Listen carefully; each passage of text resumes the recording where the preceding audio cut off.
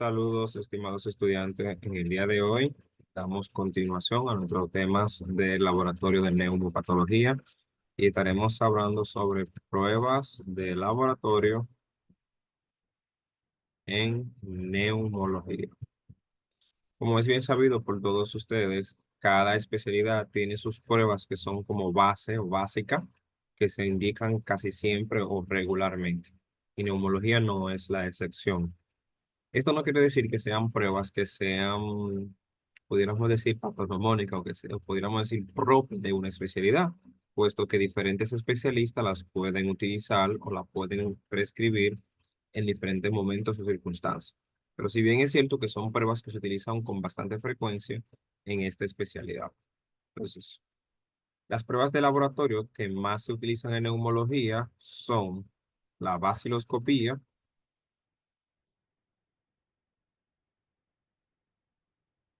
Tenemos el cultivo para BK, tenemos el Ginesper,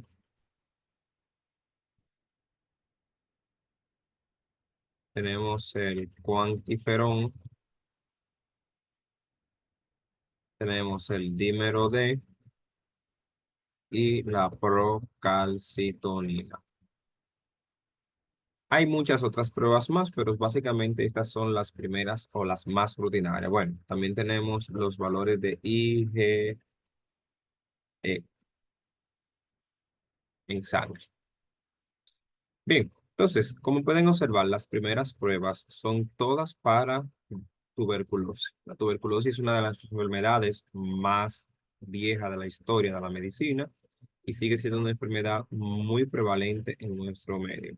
Por eso, estas pruebas siempre se van a indicar cada vez que sospechemos que un paciente tenga esta enfermedad, que es la tuberculosis. Vamos a hacer que a continuación vamos a ir hablando de cada una de ellas de manera particular.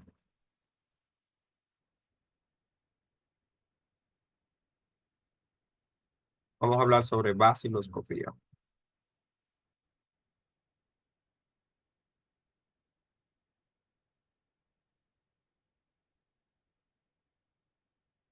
La, Antes de hablar de baciloscopía, porque es una prueba, como dije, que se utiliza para diagnosticar tuberculosis pulmonar, por eso voy a poner tuberculosis pulmonar, porque como sabemos, la tuberculosis es una enfermedad infecciosa, es una enfermedad producida por una bacteria que se llama Mycobacterium tuberculosis.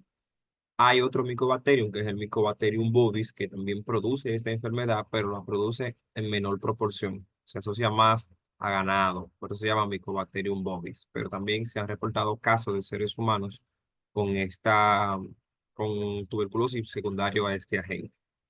La tuberculosis es una enfermedad que afecta a cualquier parte del cuerpo, a excepción de dos órganos prácticamente, que son los dientes y las uñas y el pelo. Sabemos que las uñas y el pelo son anexos de la piel.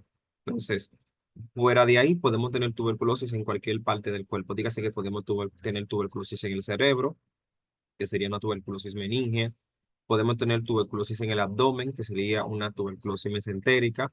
Podemos tener tuberculosis en los riñones, en la renal, en la vejiga, que son de las localizaciones más frecuentes. Bueno, de la tuberculosis extrapulmonar, las más frecuentes son el riñón y la vejiga. Podemos tener tuberculosis en la piel, como es la tuberculosis miliar. Podemos tener tuberculosis en los huesos, como es la llamada enfermedad mal de Pot. Es decir, que la tuberculosis es una enfermedad que se puede extender a cualquier parte del cuerpo. Sí hay que tener en cuenta que esta prueba de la baciloscopía está dirigida para la tuberculosis pulmonar. Incluso pudiéramos tener tuberculosis pleural, es decir, no está en el pulmón la tuberculosis, sino en el espacio pleural, esa membrana serosa que cubre los pulmones. Entonces, esta prueba está indicada para sospecha de tuberculosis pulmonar. Ya para las demás tipos de tuberculosis, pues hay o existen sus pruebas específicas, que ya en cada una de las asignaturas a la que corresponden estudiar esos órganos, pues ustedes lo van a ir viendo con más detalle o en su clase de teoría. Bien, entonces, ya hablamos de qué es la tuberculosis, quién es el agente causal, Ahora hay que hablar un poquito de cuáles son las manifestaciones clínicas, porque esto va a ser lo que lo va a llevar a ustedes como médico a prescribir estas pruebas de laboratorio. Bueno, la tuberculosis es una enfermedad que se caracteriza por fiebres bastante elevadas, como casi la mayoría de las bacterias. Es una enfermedad que se caracteriza por una marcada pérdida de peso y la típica hemoptisis, tos con sangre. Casi siempre la fiebre de la tuberculosis es de origen vespertino, o sea, que da casi siempre en la tarde, ese típico paciente que le comenta, doctor, cada vez que va cayendo la tarde, la noche, me empieza la fiebre. De hecho, que Salud Pública elaboró un eslogan de tos y fiebre por más de 15 días, es tuberculosis hasta que no se demuestre lo contrario. Pues bien, cuando ustedes tengan ese paciente que ustedes sospechen que tiene una tuberculosis pulmonar, pues vamos a indicar una vaciloscopía. Ojo, la vaciloscopía no es la prueba gold estándar actualmente para el diagnóstico de tuberculosis, pero por temas pedagógicos estoy empezando a hablar de la vaciloscopía. Entonces, la vaciloscopía generalmente ustedes la van a indicar de la siguiente manera. Ustedes van a escribir en su recetario vaciloscopía seriada número 3. Es decir, que es una prueba que se realiza seriada. Yo siempre le pongo de ejemplo, ¿cuál es la diferencia entre una serie y una película? Una película es un capítulo solo largo de 1 hora, hora y media, 2 horas, 3 horas. Ahora, una serie se va a dividir en diferentes capítulos. Pues lo mismo pasa con la vaciloscopía. Lo correcto es hacerla seriada. Esto quiere decir que yo voy a hacer la vaciloscopía en días distintos. Si pongo número 3 es porque la voy a realizar durante 3 días. Día 1, día 2, día 3. Pueden ser días consecutivos o pueden ser con días por en medio, pero generalmente en tuberculosis siempre se hacen días consecutivos. ¿Por qué se hace de esta manera? Porque el paciente con tuberculosis puede tener dos condiciones en sentido clínico, que puede ser que el paciente esté bacilífero o no bacilífero. Esto quiere decir que cuando el paciente tose, cuando el paciente expectora, puede o no contener bacilos en el esputo. Como su nombre lo indica, baciloscopía, el objetivo de esta prueba es ver bacilos. Ver bacilos ¿dónde? En una muestra de esputo, porque la muestra que va a tomar el paciente es esputo. Esto es bastante importante porque hay que explicar al paciente que, uno, el paciente no debe desayunar. O sea, vamos a poner aquí cuáles son los requisitos o preparación previa. No debe estar en ayuno, no cepillarse, porque lo que estoy tratando es de conseguir la mayor cantidad de bacilo que pueda. Y el paciente tiene que ser esputo y hay que hacerle a veces sonido, haga esputo, porque a veces muchos de los pacientes lo que hacen es que escupen en el frasco que se le da. Y obviamente que la saliva puede ser que contenga algunos bacilos, pero no la cantidad suficiente para ser observado bajo esta técnica y probablemente se me dé un falso negativo. Entonces, por eso el paciente no debe de cepillarse, no enjuagues. Es importante porque a veces te dicen no se cepille, pero ellos usan enjuagues bucales y eso va a arrastrar o eliminar bacilos que hayan en la cavidad oral, proveniente de la vía respiratoria, obviamente, y por eso el paciente ni puede estar cepillado, ni puede utilizar enjuagues bucales, ni desayunarse mucho menos.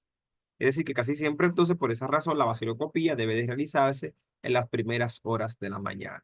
Y seriada, como les dije, día 1, día 2, día 3, o la cantidad de días que el médico así solicite, pero en regular y en promedio, cada 3 días. Entonces, una vez ya usted tiene el paciente identificado, el que usted le va a indicar la vaciloscopía, que bajo una tinción se observa si hay bacilos o no, obviamente, bacilos.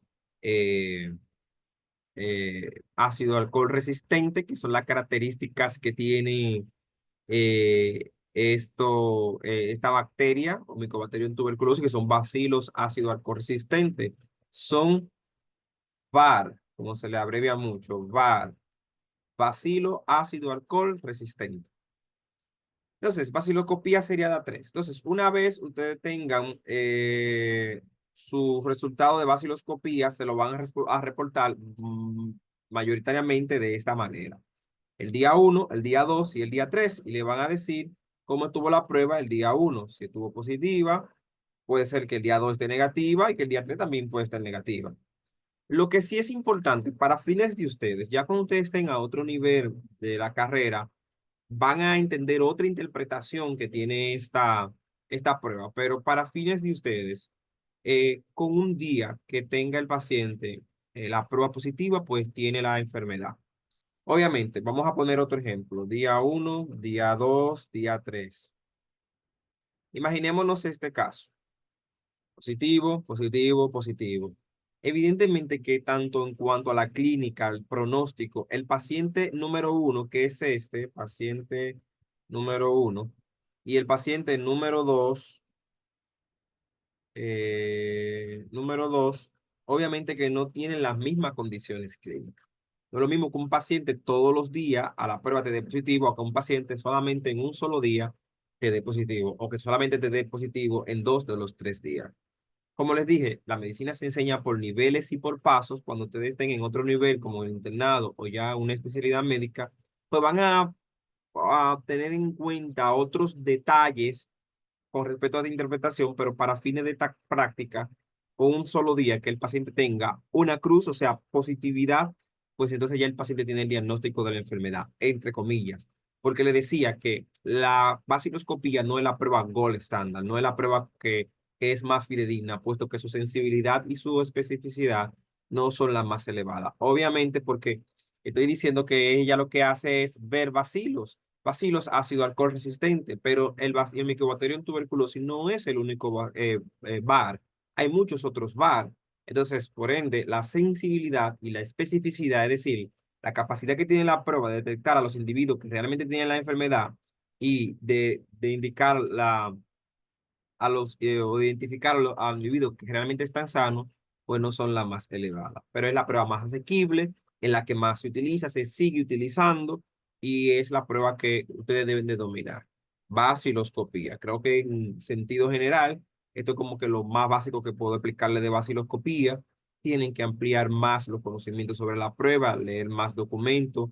Hay libros y libros sobre tuberculosis aquí en el país. Como es una enfermedad prevalente, existen en las unidades de atención primaria programas contra la tuberculosis porque realmente representa un verdadero problema de salud pública. Entonces, esto en cuanto a la vaciloscopía. Hay otra prueba para vaciloscopía que es el gol estándar realmente, aunque también esto actualmente está cambiando, pero el diagnóstico de tuberculosis, eso es importante que yo quiero que ustedes lo sepan, de tuberculosis, es microbiológico. Microbiológico. Quiere decir que si el diagnóstico es microbiológico, pues ustedes lo van a hacer con las pruebas gold estándar que se utiliza en microbiología, que es el cultivo. Cultivo. El cultivo. En este caso, ¿cultivo de quién? Cultivo de esputo. Cultivo de esputo. Porque, como vuelvo, insisto, así como la muestra de la vaciloscopía es el esputo, pues también para el diagnóstico ya definitivo, pues es también el esputo lo que yo necesito. Pero en este caso, en vez de teñirlo e identificar si hay un VAR, lo que voy a hacer es identificar el cultivo, el microorganismo, que en este caso que anda buscando es Mycobacterium tuberculosis. Cuando ustedes vayan a prescribir, la van a prescribir de esta manera: cultivo para BK más prueba de sensibilidad. Es decir, tienen que especificar qué microorganismos están buscando en el esputo por la siguiente razón. Ya les decía yo que la tuberculosis es producida por una bacteria que se llama Mycobacterium tuberculosis. Aparte de que esto es un bacilo ácido alcohol resistente, es una bacteria aerobia estricta. Si se recuerdan de microbiología, las bacterias aerobias estrictas son aquellas que necesitan de la presencia del oxígeno para poder desarrollarse. Es decir, que en ausencia del oxígeno, esta no se desarrolla. Entonces, es por esto que ella ama tanto el pulmón, aunque se puede desarrollar en otros órganos, ella ama tanto el pulmón porque es el órgano que contiene más oxígeno de todo el organismo. Esta característica que tiene esta bacteria, el Mycobacterium tuberculosis, lo hace que sea una bacteria difícil de cultivar. Por eso es que ustedes tienen que especificar que ustedes lo que quieren es un cultivo para beca. Y obviamente que la prueba de sensibilidad porque ustedes necesitan hacer, pudiéramos decir que un antibiograma, que es lo que le llamamos prueba de sensibilidad, para saber a qué antibiótico ese micobacterium es o no sensible o resistente.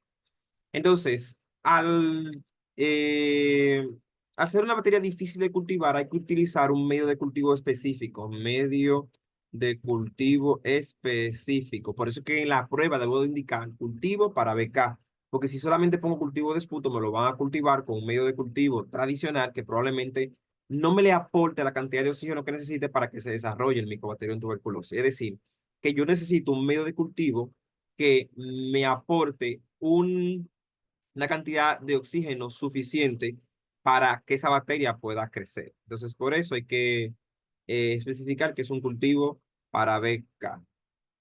Y ese medio de cultivo que yo utilizo se llama Lowenstein-Jensen.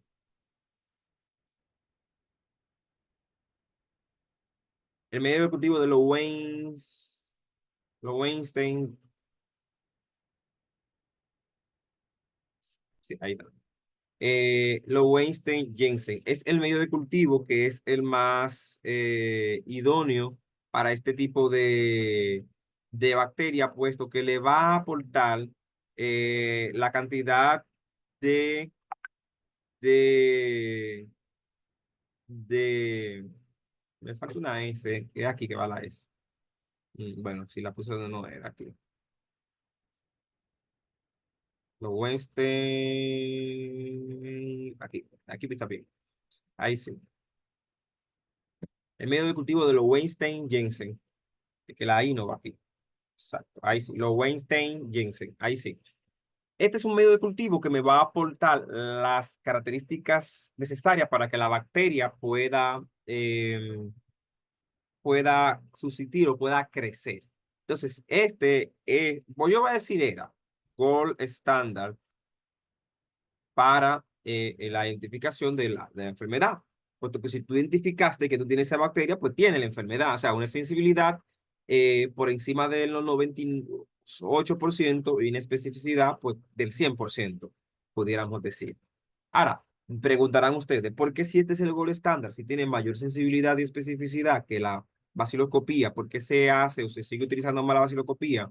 En la realidad, en la práctica clínica diaria, se indican las dos cosas juntas. O sea, yo sospecho que un paciente tiene tuberculosis, yo le indico su baciloscopía, pero también ahí mismo aprovecho y le indico su cultivo para beca, que realmente yo lo necesito para poder dar el seguimiento al paciente después si me sale positivo. El tema está que como es una bacteria difícil de cultivar, el resultado sale en aproximadamente 90 días. Fíjense, 90 días son casi 3 meses, 2 meses y medio, 3 meses. A veces puede ser que salga antes o no.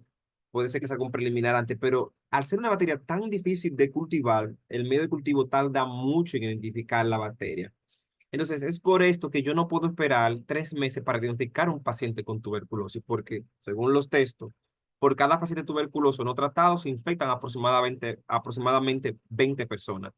Y no solamente esto, sino que el paciente con tuberculosis a medida que los días van avanzando, pues este se va complicando y se va deteriorando. No es lo mismo identificar a un paciente que todavía no tenga cavernas o que tenga una fase inicial de la enfermedad a un paciente que ya tenga la enfermedad un poquito más avanzada. Entonces es por esta razón que, aunque yo indico el cultivo de BK junto con la baciloscopía, pues yo me puedo ir auxiliando del resultado de la baciloscopía o incluso hasta por la clínica del paciente y luego cuando yo tengo el resultado del cultivo, pues confirmo o no el diagnóstico. Esto va en sentido general con el cultivo para BK. De igual manera, tienen que ampliar los conocimientos en base a esta prueba. República Dominicana, en el Laboratorio Nacional Doctor de Filló se realiza. Por igual también se realiza en el Laboratorio Veterinario Nacional, la BECEN, que se encuentra en la autopista Duarte. Ahora, la ciencia avanza y todo no se queda ahí. Actualmente hay una prueba que se llama GeneSpert o GeneSpert. Esta viene a ser el nuevo gol estándar de tuberculosis, puesto que es una prueba que va a combinar un tanto lo de la baciloscopía, pero también lo del cultivo, porque con el Ginespec yo puedo determinar la sensibilidad, me ayuda a determinar la sensibilidad a la rifampicina. A la rifampicina. O sea, me ayuda a determinar la sensibilidad a la rifampicina. Recordándonos que la tuberculosis es una enfermedad que se trata con cuatro drogas, que son isoniazida, rifampicina, etambutol y piracinamida. Estas son como las cuatro drogas estándar. Obviamente, el tratamiento de tuberculosis ha evolucionado bastante y hay otras drogas en el mercado y hay otras combinaciones que en la clase de teoría vamos a tratar con un poquito más de detalle.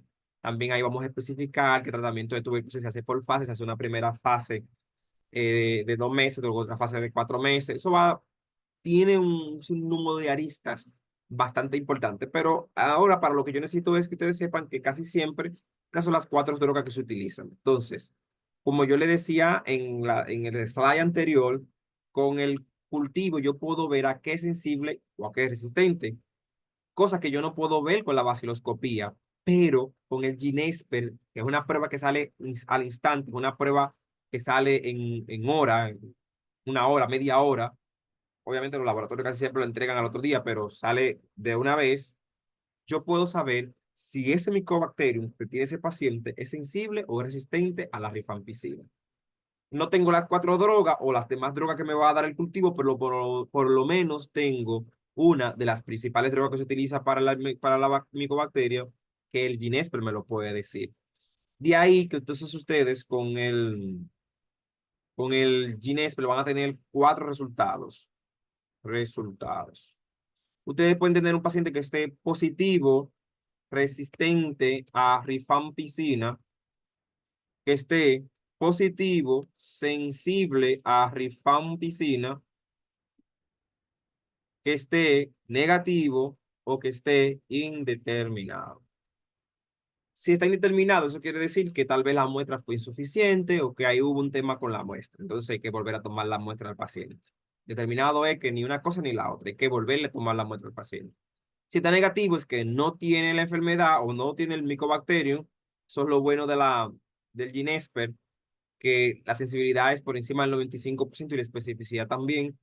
Y si está positivo, te va a decir si tú le puedes dar rifampicina o si no se la puedes dar. Obviamente que casi siempre cuando tú tienes un paciente que es resistente a la rifampicina, pues la probabilidad de que sea resistente a las otras drogas, pues es muy probable. De ahí que existe el concepto de en el paciente con tuberculosis de MDR, que es un paciente multidrogo resistente. Entonces, lo que se aconseja es que si te dio resistente a la rifampicina, trátalo como un MDR. No necesariamente tiene que ser así, son una regla de oro, pero las probabilidades son muchas. Entonces, básicamente es el Ginesper, sale en cuestión de horas, como les dije, y es actualmente el gold estándar, está en la seguridad social, se está haciendo en muchas unidades de atención primaria y es la prueba que viene a ser el gold estándar actual de tuberculosis. Tenemos, por otro lado, lo que es la muestra con el Ginesper también es con Sput, con Sput. Por eso le decía, era como una combinación entre vaciloscopía y cultivo. Entonces, tenemos el cuantiferón, ya para cerrar el tema con la tuberculosis, cuantiferón. El cuantiferón es de las únicas pruebas de tuberculosis que se hace con sangre, la muestra es sangre. Perdón, las mismas recomendaciones que bajo la vaciloscopía para tomar un Ginesper. El cuantiferón no requiere ayuna, obviamente, es una prueba que se hace con la sangre, su sensibilidad y su especificidad son bastante bajas porque la muestra es sangre por debajo del 85% sensibilidad y especificidad. Lo bueno del cuantiferón es que te marca si has tenido tuberculosis en algún momento. O sea, no solamente se limita a decirte tiene la enfermedad, sino que te puedo decir si tú la has tenido, si has creado antígenos contra ese micobacterio. Es una prueba que no se utiliza tanto, pero es bueno que ustedes conozcan que existe. Entonces, básicamente esas son las principales pruebas que se utilizan para la tuberculosis. Siguiendo con lo que es el dímero D, el dímero D es una prueba que lo que hace es que evalúa la coagulación. No es una prueba que solamente los neumólogos lo utilizan todos los médicos, especialmente hasta los quirúrgicos, porque recuerde que uno de los principales riesgos de tromboembolismo pulmonar son las intervenciones quirúrgicas, entre otras causas. Entonces el dímero D, que se puso muy de moda con el COVID-19, pero que desde antes siempre ha sido una prueba rutinaria y utiliza mucho en medicina, es una prueba que lo que te habla a ti, si hay formación de coágulo, si hay un tema con un trastorno de la coagulación. Dímero D, en neumología se utiliza mucho para descartar tromboembolismo pulmonar y enfermedades que afectan la coagulación, que obviamente van a alterar la circulación cardiopulmonar y pues con resultado negativo para el aparato respiratorio, pero ahí está el dímero D. Por su lado, la procalcitonina es una prueba que es un marcador de sepsis. Ya hay muchas, ya está dejando, no de utilizarse, porque no vamos a hablar que se está dejando de utilizar porque en el día a día en los hospitales, es lo que yo le digo a ustedes, realidad hospitalaria dominicana. La procalcitonina se sigue utilizando bastante en los hospitales, pero ya los textos más recientes dicen que la procalcitonina no es el marcador biológico más sensible para sepsis.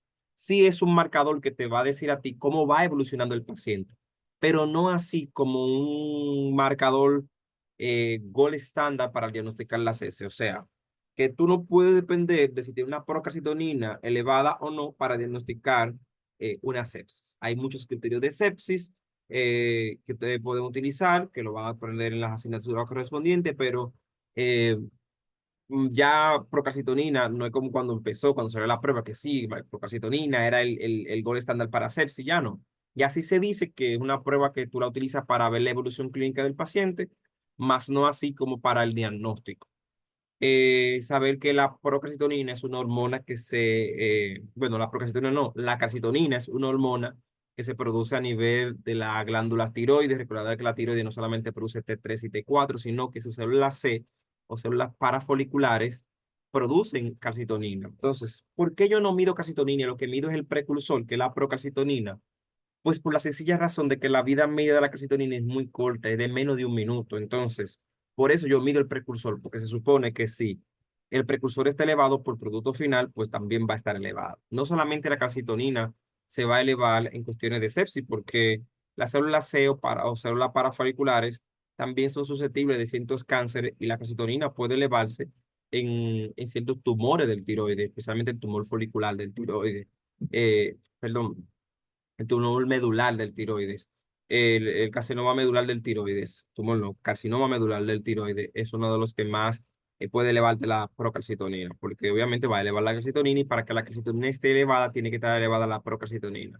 La seguimos utilizando, los valores son menores de 0,5 deben ser los valores, cuando está por encima de ahí, pues entonces ya estamos hablando de que en algún lugar existe algún foco séptico y en neumología, pues cuando se sospecha que el foco séptico es el pulmón, pues se hace. Paciente con neumonía, bronconeumonía, pacientes con EPOC, que sufren mucho de infectarse, pues se utiliza mucho la procalcitonina. Y los niveles de IgE, ya por último, se utilizan mucho en lo que es el paciente asmático. También de esto va a depender mucho el tratamiento o el manejo que se le dé a este tipo de paciente. No es lo mismo pacientes asmáticos con niveles de IgE elevados que pacientes asmáticos con niveles de IgE normales. Entonces, ustedes saben que la IgE es una inmunoglobulina que se va a liberar ante procesos alérgicos, procesos inflamatorios crónicos, más que todo alergia. Entonces, no solamente es una prueba para el asma, tú la puedes hacer en cualquier otro tipo de proceso, como la rinosinusitis, síndrome rinosinusal. También tú puedes utilizar los niveles de IgE. Sí, ya tú sabes que ese paciente que tiene niveles de IgE elevado, lo más normal es que entonces tenga una amplia o una mayor degranulación del mastocito. Entonces, cuando se degranula el mastocito, se liberan los leucotrienos y para eso entonces hay unos fármacos que se llaman antileucotrienos, como son el Monteluzcat, el Zafir Luzcat y todos los Luzcat, que ahí tú más o menos puedes evaluar la terapéutica que tú le vas a dar a ese tipo de paciente. Si va orientado más hacia un proceso inflamatorio crónico o a un proceso alérgico. Entonces, en sentido general, estas son las pruebas que más se utilizan en neumología. eh, Van a tener un documento que pueden consultar o por su propia fuente pueden consultar ustedes otras pruebas que se utilizan en neumología y ampliar un poquito el contexto de esto. Hasta aquí ha sido la explicación de pruebas de laboratorios en neumología.